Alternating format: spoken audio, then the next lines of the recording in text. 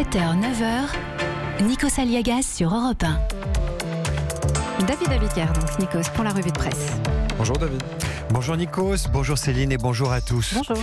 Ce matin, la presse semble illustrer une phrase prononcée lundi par Emmanuel Macron. Souvenez-vous, c'était ça. Nous ne reprendrons pas le cours normal de nos vies. Nous ne reprendrons pas le cours normal de nos vies. C'est le temps des remises en question ce matin dans la presse. Changer ou continuer comme avant. Le maire de Strasbourg et ses habitants, eux, ont choisi de reprendre le cours normal de leur existence après l'attentat, malgré tout. L'objectif est de retrouver notre mode de vie, notre manière d'être, nos valeurs qui ont été pris pour cible. Propos tenus hier par Roland Ries, rapporté par les dernières nouvelles d'Alsace. À la une de Libération, ce sont les gilets jaunes qui s'interrogent. Continuer à manifester à Paris ou y renoncer? Gilet ou j'y vais pas? Jeu de mots du quotidien Libération. Idem pour la politique européenne de la France. On garde le cap ou on le change? Il y a le sommet de Bruxelles qui se termine aujourd'hui. Bref, ce matin, la presse collectionne les examens de conscience. Et on commence avec celui d'Emmanuel Macron, rapporté par Le Parisien aujourd'hui en France. Quand le président dit lundi dernier que nous ne reprendrons pas le cours normal de nos vies, il pense d'abord à lui-même et à sa façon d'exercer le pouvoir, sans doute. Pour s'en convaincre, il faut lire ce matin Le Parisien aujourd'hui en France, un papier qui commence par un coup de fil d'un proche au président lui-même et qui démarre ainsi, j'ouvre les guillemets tellement c'est énorme. Nul! Nul! Tu es nul!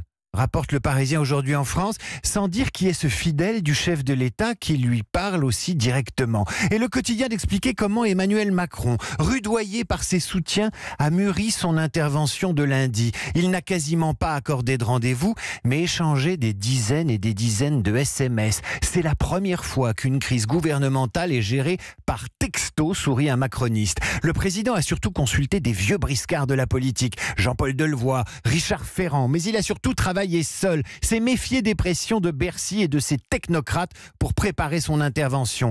L'audience télévisée l'a un peu rassuré.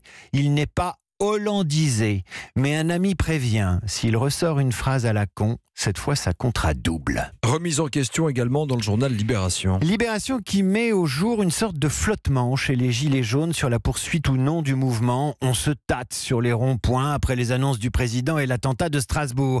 Et si vous lisez les éditos ce matin, à part la Marseillaise qui paraphrase Mélenchon avec ce titre « Manifester, un droit sacré », le ton serait plutôt « Allez, soyez raisonnable ». À force de tourner en boucle sur les ronds-points, il faut se méfier de la tête qui tourne, lit-on dans Midi Libre. Il n'y a rien de il n'y a rien de scandaleux à se mettre en mode pause, suggère le journal La Haute-Marne. Mais face à la tisane journalistique, la plupart des gilets jaunes n'en démordent pas. Attentat ou pas, ils iront manifester. Tiphaine, plutôt 2 fois qu'une, ou Hélène parlant de son mari qui lui montera à Paris, quitte à mourir, ce sera pour le peuple, dit-elle. L'acte 5 est plutôt bien parti. Et rien ne sera plus comme avant pour les médias, pour la presse en général. Et pour les experts, ça concerne aussi les experts scientifiques, techniques, comme l'explique Libération, avec la publication d'un rapport de France Stratégie qui dresse un bilan très négatif de la crise de confiance populaire dans la parole des sachants, des experts et des savants.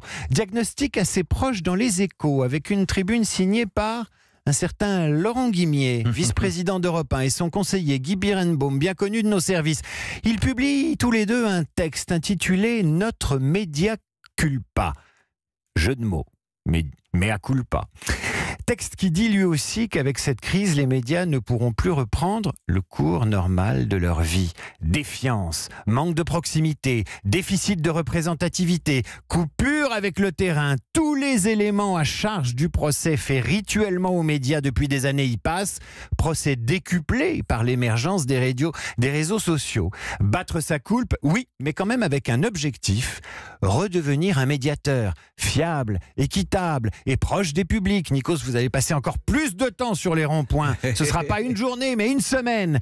Si la corporation médiatique n'y parvient pas, ce ne sont plus les mea culpa qui la sauveront, et c'est la démocratie qui le regrettera. Oh, des regrets, des regrets, des regrets, des regrets. Oh, des regrets, des regrets. Vous avez choisi cette musique Parce que j'adore Souchon, et j'aime pas les regrets, mais j'adore Souchon.